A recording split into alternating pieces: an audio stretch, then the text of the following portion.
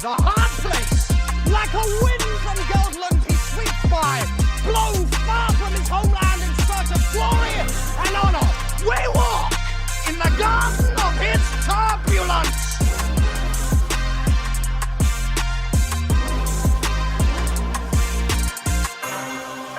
Hello and welcome to Movie Joust. My name is Jesse Nussman, film critic living here in Atlanta, Georgia.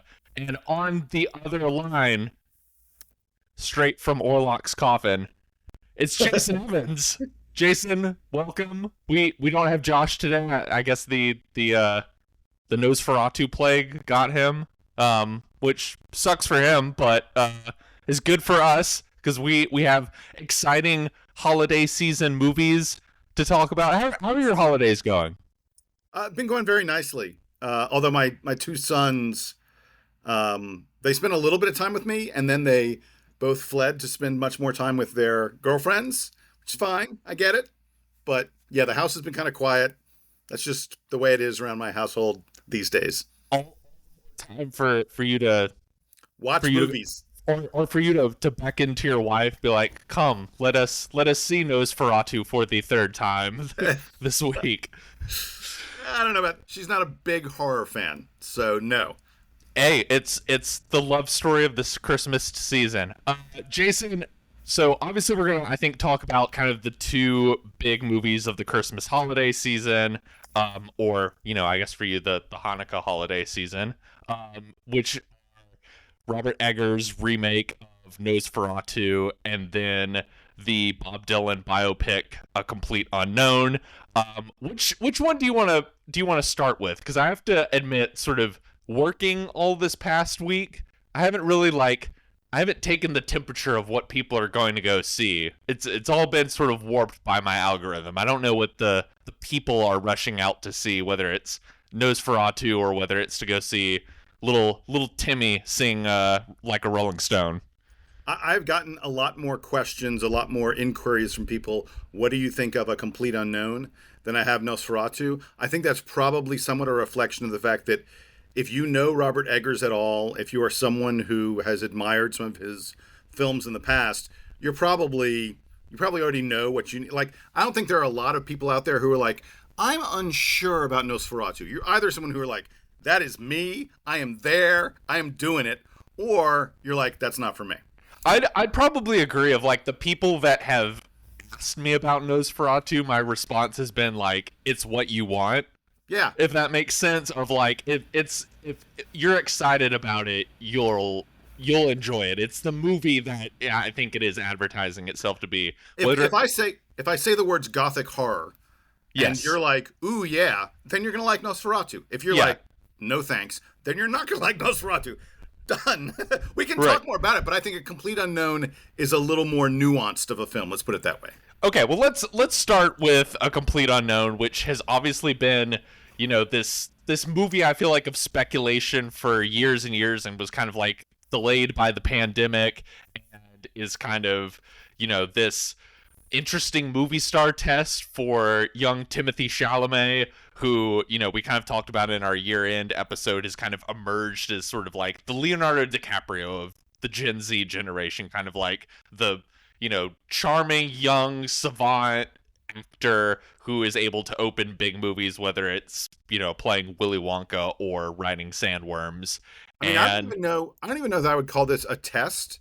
Like, if this film is not going to bomb, it's we'll get into our opinions of it. I think the public is going to admire it perhaps more than the film critics do. But it's it's in the awards conversation, whatever. But even if it bombed, I think Timothée Chalamet is perfectly fine. At this point, he is one of the really big names in Hollywood, and he's certainly been a part of enough huge films that it's not like he desperately needs. We're not sitting here going, "Wow, Chalamet needs a hit."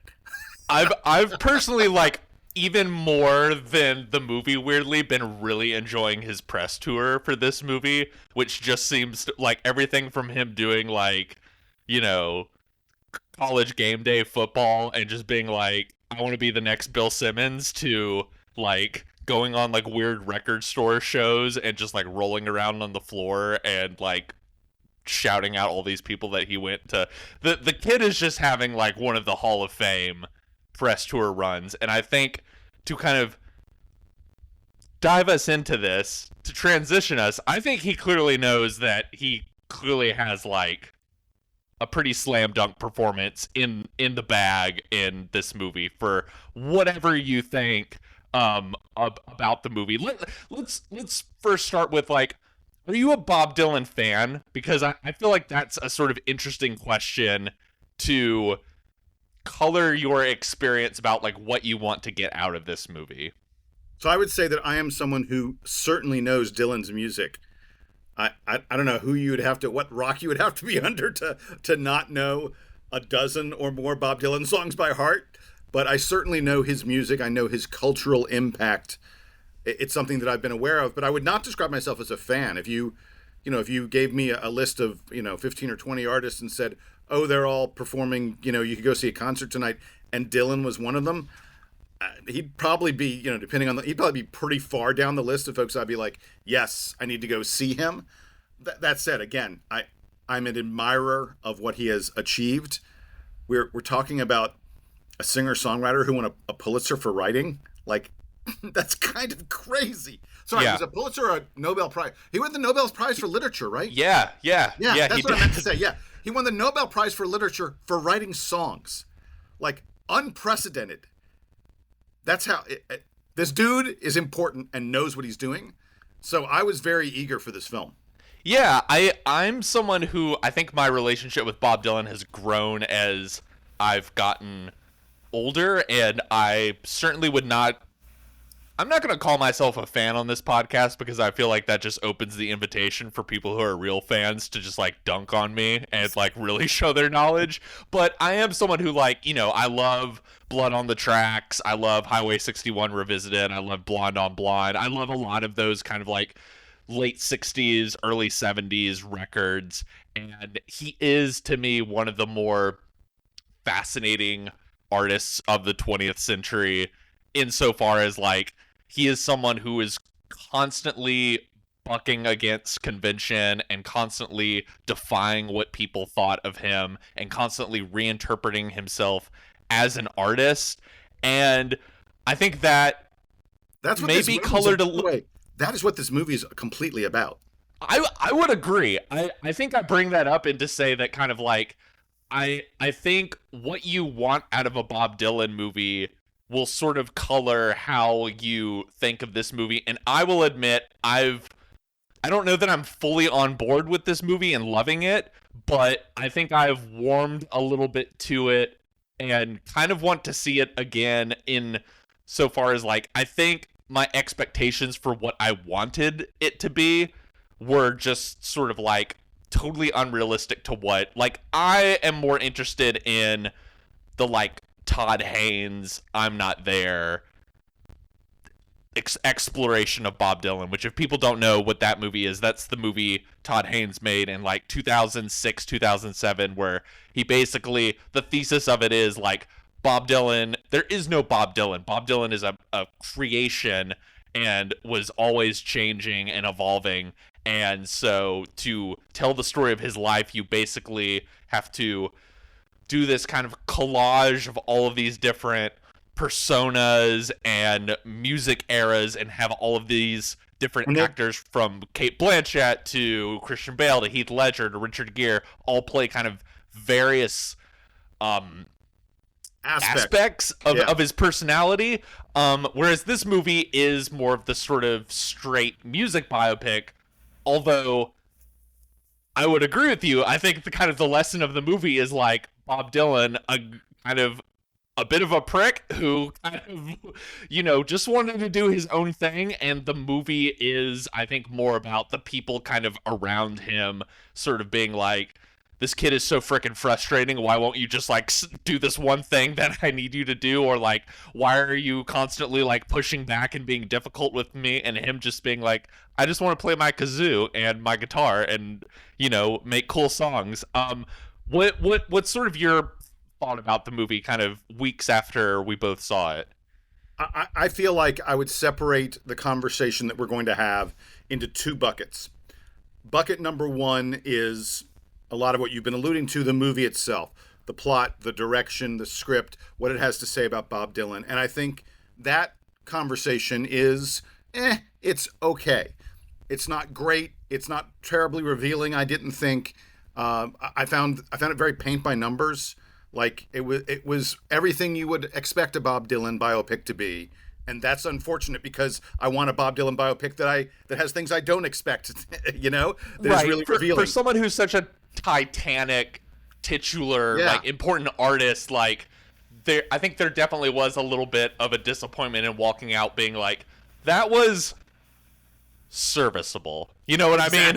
Exactly. Or if like that hits sort of the basic, like what a mainstream music biopic is going to hit, which is just sort of like, do you want to go and just hear these songs blasted really loud in a movie theater? Right. Well, the thing I noticed about it was when they were playing the songs, when they were performing the songs, I was like, yeah, I'm really into it. And then the song went in and I'd go, wait a second. The song is what got me there, not the story. But I was going to say bucket number 2, which I think maybe is almost a more interesting conversation, is the performances. Because I happen to think that Timothée Chalamet is truly outstanding in this film. I know Adrian Brody, there's a lot of talk about Best Actor. I think Chalamet's in the conversation. I agree. I've always been a little like, as much as I've never sold my stock in him and have just wanted nothing but just sort of like this little kid to just be like so successful and exciting as a young star. Like I've been a little hit or miss with him in movies. I think he's really, really good in this movie. I was kind of amazed at like how good, not just him, but Monica Barbaro, Edward Norton, the whole cast is so good. And I think it's, all of these people, this is one of those music biopics where people aren't just lip syncing. They're not just doing the Bohemian Rhapsody thing. Like Timothée Chalamet is playing the guitar, is singing, is, sounds not exactly like Bob Dylan, but close enough. Yeah. And everyone else in the cast is actually singing. And when the movie is just sort of like, let's recreate these concert sequences and have this amazing cast just sing these incredible songs, better than I thought. I mean, you mentioned Chalamet. Edward Norton as Pete Seeger is fabulous. If you tell me he's getting a supporting actor kind of nomination, I'm not at all surprised. You mentioned Monica Barbaro as Joan Baez is great. Boyd Holbrook does a really good Johnny Cash. He's so fun. Like he's just it's fun to watch. Talk about someone who's just like, has the supporting performance of the year where it's just sort of like the person on your I know you're a big basketball fan, so like the person on your basketball team who like comes off the bench for like the last quarter and is just like doing backhanded shots of like Boyd Holbrook is so. I've rewatched the little clip of him like drunk at the motel the next morning with Dylan in the parking lot where he's like talking about going to the ocean and all this stuff, and Chalamet is just sort of like, oh, okay. Just like, Chalamet perfectly getting that kind of like Bob Dylan, like I'm really just sort of like not interested in this, and kind of like slight prickishness that is just like so funny in their scenes together. I think that we can agree that director James Mangold knows how to direct someone to play Johnny Cash, seeing as he was the director of Walk the Line. And then he has, another Johnny Cash figure in Boyd Holbrook in this film and does a great job. I thought the only performance in this movie that left me a little bit lacking was Elle Fanning, who plays... she plays sort of a conglomerate. I don't know what you'd call it, like a version, like an amalgamation of, of like a couple different love interests. She's not a real character. Everyone else is a real character. She's a compilation of several Bob Dylan girlfriends, I believe. Yeah. She's a wet blanket in this movie. It's not her fault. Elle Fanning is a wonderful actress. She's good. I think it's the least interesting part, just because like she doesn't get to do any like music numbers. She basically gets to be the whiny girlfriend. All she really does is she looks longingly and lovingly at Bob Dylan with various degrees of concern on her face because she's not worthy. Like, right. That's her entire role, which like I said, wet blanket kind of performance. But again, to go back to this bucket that we're in, the people who came to this film, the actors who came to this film, do an incredible job of recreating important historical characters, making us understand why they were in that moment and what they meant in that moment. And it's incredibly, it may be the best ensemble performance in a film this year. I mean, it's up there. Like, I think Conclave, Challengers, there are a few other films, but this is absolutely alongside those movies as the best ensemble performance of the year. And Chalamet is the center of it. And like you said, his singing, his affectation, everything he does, the notion that this is Willy Wonka, that this is Paul Atreides from Dune. I mean, that's a great actor. Yeah, he's great, and I agree. I kind of wish that, you know, as I think maybe where I'm going to fall in peace with this movie is it's a great sort of like concert movie experience, if that makes sense, and maybe like a great introduction to, like, you know, have a double feature with this and the Todd Haynes movie, or the great documentary Don't Look Back that's about like Dylan's tour in London, I believe. There's just like so much like great Dylan on-screen stuff that exploring more of that this year, I think, has made me a little bit more at peace with, like, okay, this movie maybe doesn't need to be the definitive like Bob Dylan movie, because his career has been explored in so many interesting ways by so many interesting artists. Sure. But, you know, credit to James Mangold of, like, you bringing up Walk the Line. You know, Mangold, I don't know how you feel about him. I think of him as just this, like, very sturdy, dependable, like, studio journeyman filmmaker. He might, I don't say that, like, offensively. Like, I don't say studio journeyman offensively, but, like, a guy that knows how to do just sort of, like, a very, like, crowd-pleasing, down-the-middle, like, everyman adult drama.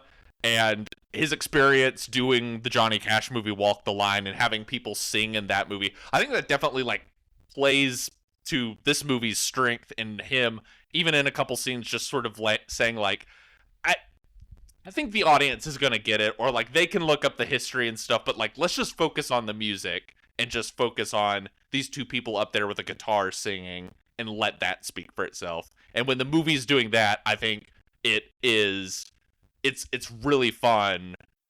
Whereas, like, the rest of it, maybe as like a portrait of who Bob Dylan is, I found it lacking.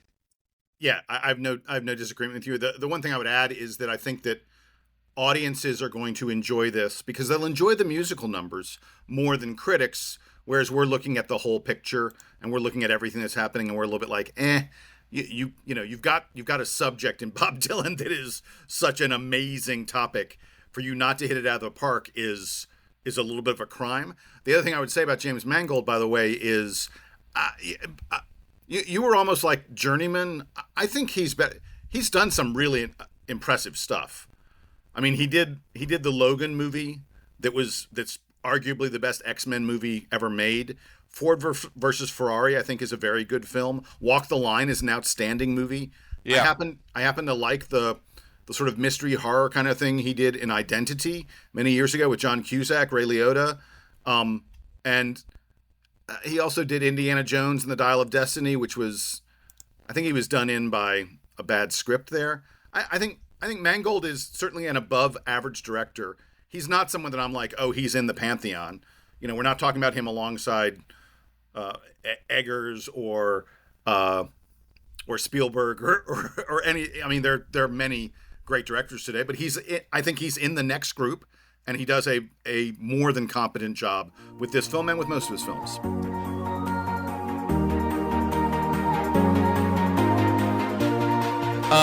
Okay, Nosferatu, I think for me, one of my more anticipated movies of the year. Just a little bit of, indulge me for a second, movie history for people, just some context for them.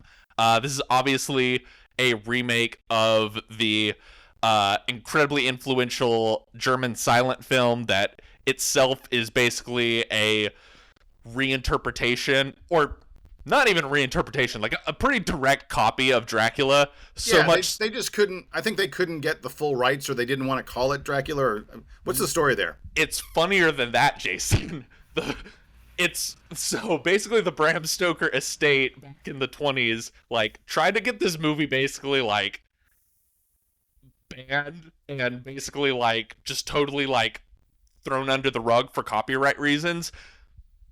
You know, kind of when you go back and watch it, a little bit understandable, although now all that stuff is in the public domain, so it doesn't really matter. But Right. the Bram Stoker estate was definitely like, excuse me? This is This is Dracula. all you did was just change the name, sir. This is the exact same plot, almost like beat for beat.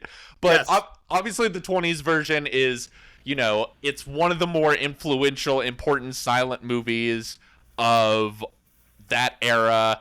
It's this movie that, whether you've seen it or not, you've undoubtedly seen images from it or things that have been inspired by it. Also sort of remade in the 70s by German filmmaker Werner Herzog as kind of this interesting experiment with Herzog, you know, looking at the 20s version as like, this is, you know, one of the prime examples of like the German expressionist movement and having all of this sort of exaggerated performances and cinematography and playing with light and shadow. And what if he did a version of it that was more in sort of the German New Wave movement that was a lot more naturalistic and more kind of out in the world, and his version of the material. I bring that up in saying that, like, these other versions are worth checking out, I think. And what's interesting is they're all kind of, they're very, very similar plot-wise. Like, there's not much differentiation between, like, what happens in these various versions of Nosferatu, but they are such different experiences. Like, the Herzog movie, I don't know if you've seen it, is a much more kind of melancholy, sort of longing movie that's basically about kind of, like, death and this idea of, like, living forever being this kind of curse and just like everyone around you is dying, and views sort of the Count character in much more of a tragic light. Eggers is basically going for full straight like period piece horror movie. And this is a movie he's had in his head for years. It sounds like he did a stage production of Nosferatu when he was a teenager, and it's a movie that comes with a lot of expectations for it, and I found myself having a really, really fun time with it. And it is undeniably, I think, one of the most like impeccably made movies of the year. I think if I have maybe like a critique, it's, I was a little surprised, like, oh, for how much of you've been obsessing over this, it really is just sort of like you just wanted to do your own version of Nosferatu. Like, it's like kind of like when Peter Jackson did his King Kong movie, and it was like, oh, this is just a movie that you're kind of obsessed with. You don't really have like a new take or a new way into this story necessarily. It's, I just clearly have like images that I've been poring over for what my version of this would have been. What were your thoughts on it? Yeah, I agree with you. The thing that bothered me the most about it is the degree to which I was like, I've seen all this before. The plot is almost exactly what you have seen. I can't even count how many different Dracula films have there been over the years. It is like every classic Dracula film. It's like, because Nosferatu basically is the Dracula story. I just, again and again, I said to myself, I know what's going to happen next. I know what is coming. And as a result, I'm not on the edge of my seat, and I'm not captivated by what I'm seeing. That said, it's a gorgeous production. Robert Eggers, good Lord, knows how to fill the frame with amazing imagery. He gets good performances out of his cast, and it's a very good cast. Everything about it. I would argue another like great ensemble of the year. Yeah. Like, everyone is fantastic in this, and just sort of like so perfectly dialed into their role. Like Lily Rose Depp, I had seen. Oh, is she good? Oh, is she good? Wow. I had seen her in whatever that HBO show with The Weeknd was, which I didn't particularly like, and it was The Idol. Yeah, but like had no idea she was capable of like the kind of physical performance that she's giving in this movie. Nicholas Hoult just like understands the assignment so well and understands the like I'm basically playing like Can we spend a moment and just say, is anyone having a better year than Nicholas Hoult?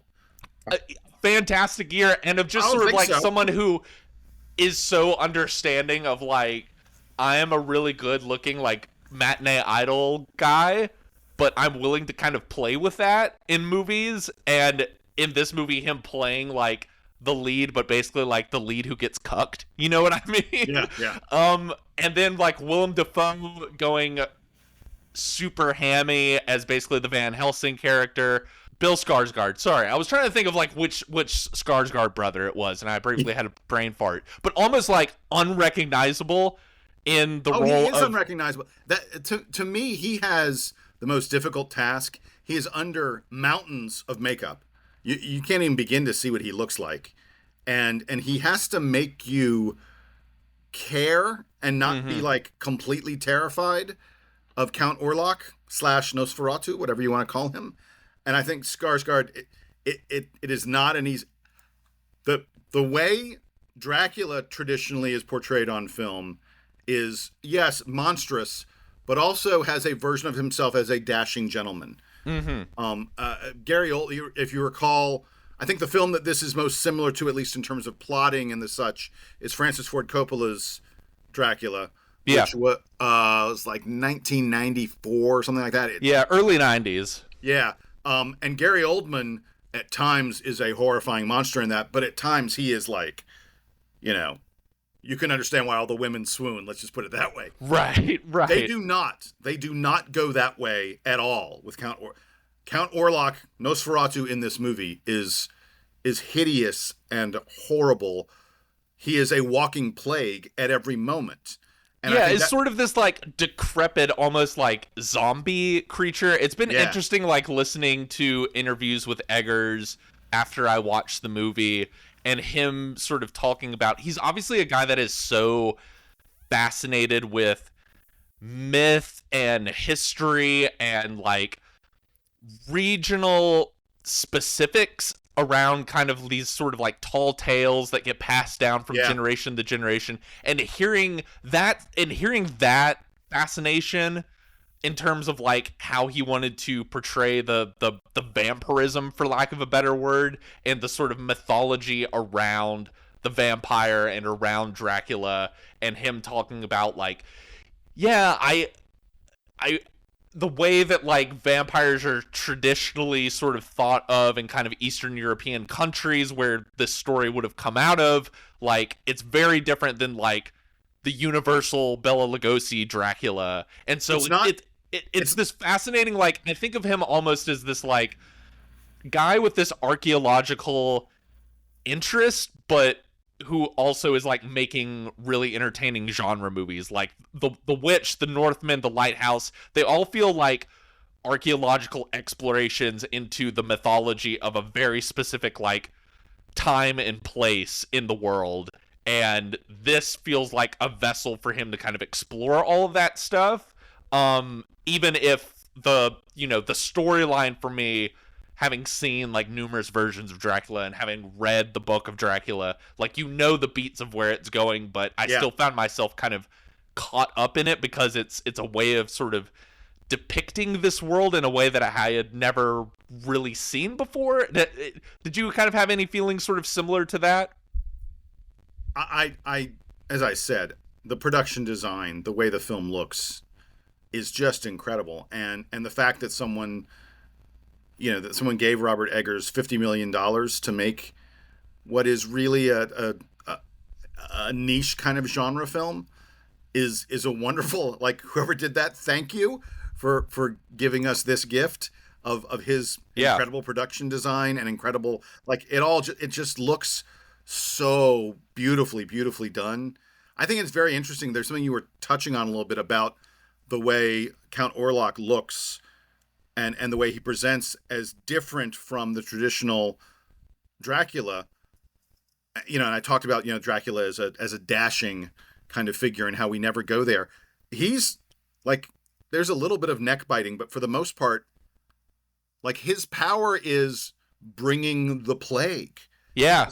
It's bringing death and pestilence It's not that he's super strong. Like there are no fight scenes or anything like that. This is not an action movie by any stretch of the imagination.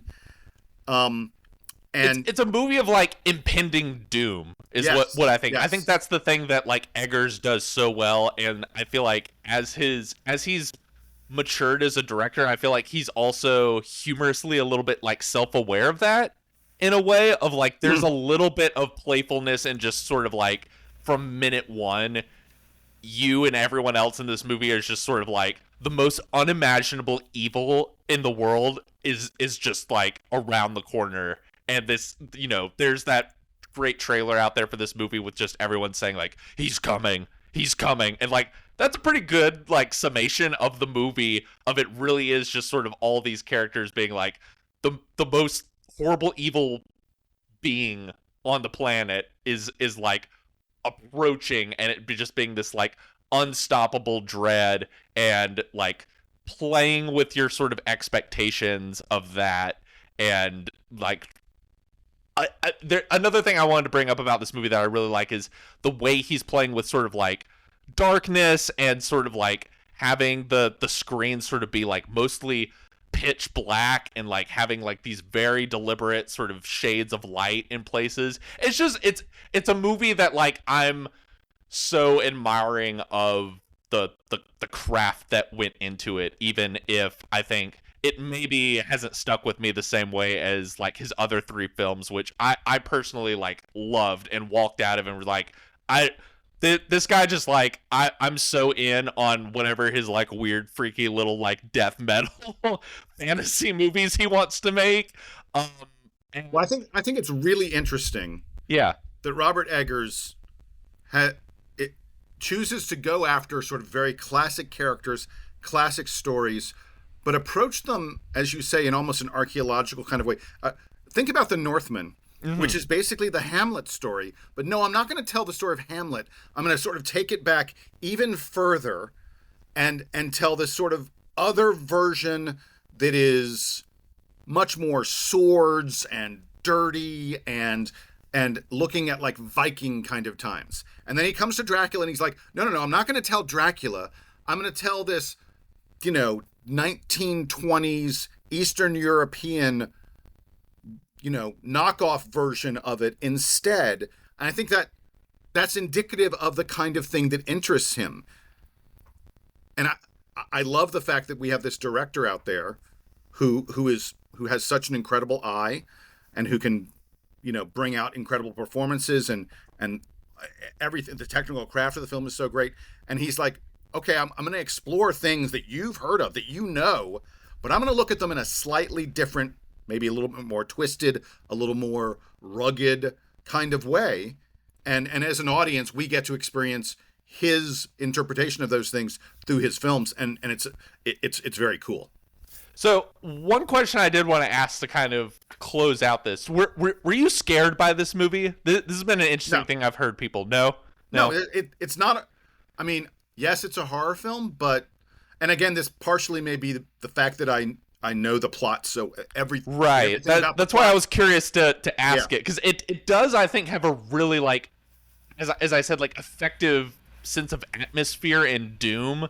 But I did not find myself sort of fully immersing myself, just sort of knowing kind of the beats of where it was going and getting like 2/3 of the way through and be like, oh, he's basically doing like the same thing as the 20s version or the Werner Herzog version.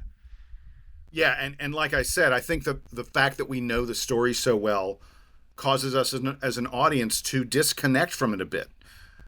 I can't be in it. I can't be experiencing it. I can't be feeling the dread and the horror of it if I know what's going to come next. Mm-hmm.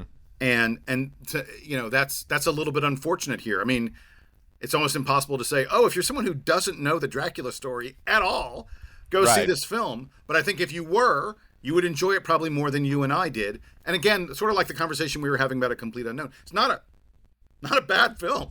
No. It's an outstanding film. It's a better film than A Complete Unknown. Oh, 1,000%. Yeah. Yeah. But again, I think it's probably it did not make my top 10 lists. I know a lot of other critics. It's in like the top 20 for me of Yes, like it didn't quite crack the 10, but is enough of an accomplishment and is enough of just sort of a very me movie that I walked out like having had a great time, even if, like you said, sort of like it was a much more straightforward adaptation than I was expecting. Well, and like we said at the start, if you hear the words gothic horror and you're like, oh, that's intriguing, then yes, it's as good as you get with gothic horror kind of stuff. It's really well done. Hey, I wanted to ask you a question because you were talking earlier about sort of the fascination with Nosferatu. Yeah. This knockoff that wasn't allowed to be. Have you ever seen the film Shadow of the Vampire? I haven't, and I've seen it brought up places. That's Willem Dafoe in a movie about the making of the 20s version, Yes. right? It's John Malkovich and Willem Dafoe, and it's sort of it is the story of making the movie of Nosferatu, but the premise of it is that that Max Schreck, the actor who played Count Orlok in the original film, the premise is that he actually was a vampire, and I don't think I'm spoiling anything by saying that he actually was a vampire, and sort of how the director of the film, Murnau, F.W. Murnau, how he's able to make the film and how he's able to sort of negotiate with this vampire to make a film about a vampire. That's fascinating. I definitely have to check that out then. I've been seeing like clips it got some Academy Award nominations. It's a very good film. I'm curious, like, as we close out, what do you think the Oscar chances of this are? Because, like, I've seen some people that have kind of dismissed it since it's more of a genre thing, but then I've seen like some other people say like, no, I think like this could be another, like, especially like even more than like Gladiator and Wicked, like this could be the other thing that is like the big Dune rival for like crafts categories of like it is so just sort of like impeccably made, and the cinematography and the production design and the costumes are all just so like immaculately detailed. And I mean, like, if this doesn't win makeup for the Bill Skarsgård transformation, like I don't even know what we're doing here anymore. Yeah, I mean, what's the competition going to be? Wicked, where they put green makeup on Cynthia Erivo's face? I mean, come on. Yeah, I agree. I think this is probably the kind of film that it's gonna get some nominations. It deserves some nominations. I don't know that it's gonna be in the Best Picture conversation the way a Dune 2, the way a Wicked, a Nora. We can go on and on. And I'm not sure that this. We talked about the performances, and I think that we could see some nominations out of A Complete Unknown. I don't know that we're going to get any performance nominations out of this film. The cast is excellent, but genre films, it's a lot tougher. It's a very competitive Best Actress year, and I think if it was a little less competitive, I could maybe see like a strong case for Lily Rose Depp, just because it's the contortions she's doing with her body and like the possession scenes and stuff are so like unreal and wild and disturbing. The one thing I will say about her performance, and it's not her fault, it is the role, is that women in the Dracula, in the Nosferatu story, don't have a lot to do other than be objects of attraction and objects of suffering. And I'm not sure in our modern world that there's a lot of appetite for praising a role like that. I don't want to get into spoilers of what happens toward the end of this film, but for the most part, for the first at least 2/3, if not 3/4 of the story, it's her job to sort of lay in bed, moan a bit, cry and wail, and hope that the men will help her. And I'm not sure that's the kind of performance that is going to get you a nomination in these. Yeah, which is funny because I think she's kind of like the lead of the movie, honestly. Yeah, and I don't disagree. Yeah. Yeah, and I think like that. I think without getting into spoilers, though, if you've seen any of the other adaptations, you probably maybe know where it's heading. Like, I think there's a bit of subtle. There's very clearly some subversion of like, oh, the men are gonna save her, versus like, oh, maybe she's the person to like really save the day, quote unquote, if that makes sense. There's a bit of a subversion that I think happens towards the end, and there is, I think, certainly a lot playing around with, like, as she's sort of like writhing in bed and screaming and is like, this horrible vampire is coming, all the people around her, all the men except for Willem Dafoe are just sort of like, menopause. That's what's going on. So I do think it is like, it's an interesting role that I think is both sort of playing into those things that you mentioned, while I think also is sort of like self-conscious about like the forces of the time that are sort of placing her there, and finding a way to sort of like, all the men in this movie basically in the end like wind up being kind of buffoons in the end, and are not the sort of heroic saviors that you maybe think. Well, that's Nosferatu. I'm sure we'll bring it up again. I'm gonna break out my Count Orlok voice on future episodes just as a bit. Because I just thought that was so funny, just like the moment that Bill Skarsgård like starts talking and like screaming at Nicholas Hoult. Yeah. Well, Jason, if you don't have any other thoughts, I think we'll tie it up for this episode. No, I think the overall takeaway in both these films are, if you hear about it and go, oh, I think I want to see that, you're probably going to get what you want from it. Yeah. If you hear about it and you're like, I'm a little skeptical, you're probably not going to get what you want from either one of them. Right. I think that's a very fair assessment. Well, I'll kind of preview what we're going to do in the next month. I think when The Brutalist gets a wider release, I think we're going to have a big, meaty conversation with Josh about that movie, kind of unpacking a lot of its themes and going into spoilers and stuff. It's just sort of like a huge feast of a movie to talk about. And I'm begging you that we do, if not exactly the same, something similar for September 5th, which comes out in mid-January. We have all seen. Yeah. And I think is one of the overlooked films of award season at this moment, and I'm still hoping it's going to get some awards momentum. Yeah, and we're gonna, speaking of horror, I think we're gonna talk about Lee Winnell's Wolfman remake, which, fascinating time that, Dracula's getting remade. Wolfman, there's 2 Frankenstein movies coming out next year. Speaking of movies we kind of want to talk about, I really want us to do an episode on sex. To really tie, I think it would be a good way to tie in Baby Girl and Queer and this weird conversation that's been happening in the online film discourse world about like what the purpose is of sex scenes, and our audience is like a little too weirded off. Baby Girl, I think. Have you seen that yet? I have. Yeah. You want to do another 20 minutes on Baby Girl? We can save it. We can, because there's some spoiler stuff to get into that. But I think like a fascinating movie to like directly force the audience to like, you need to wrestle with your feelings on a whole bunch of different stuff related to sex and like how comfortable you are with it. Can I ask you one Baby Girl question that will tell you a lot about what I thought about it? Did you buy Nicole Kidman, or her character at least, as CEO of a tech company who's a super high-powered, like, completely in control CEO type woman person? Did you buy that? Yeah. Really? Oh yeah, but that's because I've always found Nicole Kidman like incredibly intimidating. I don't know, man. I watched that movie and I was like, she's just not the CEO of this company. She's just not. We'll get into it on another episode, and we're also going to do a whole preview for the movies of 2025 that we're most looking forward to, because I think it's going to be a really good year. Wicked 2, baby. Let's go.